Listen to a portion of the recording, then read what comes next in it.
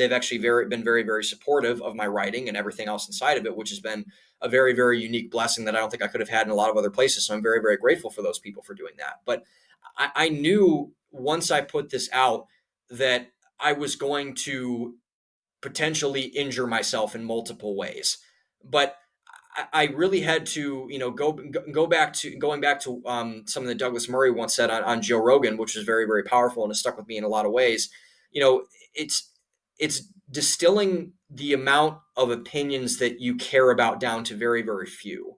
And I said I wanted to please four people with this book. I wanted to please my parents, and I wanted to please my grandparents. And my grandparents are, my grandma is 79 years old. My grandfather is 83 years old. So they are older people, and they're pretty rich. And I mean, you want to talk about people that are in their values. You talk about 80-year-old people, they're in their values at this point. Like, they don't really give a shit anymore.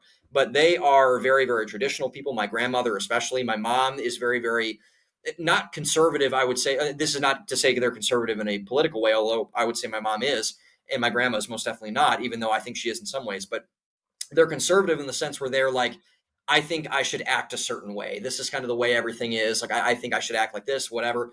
So, but I will never, I remember my mom, I sent her over the ebook, or she bought the ebook and she was reading it on her iPhone.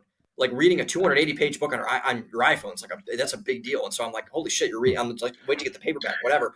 And so, but I remember she texted me on I think it was on a Wednesday, and she said, like, on chapter 9, can't wait to finish the book. And chapter 10 is when all the shit hits the fan, and I like dump all my sins on the thing and whatever, and I kind of climax the book and everything.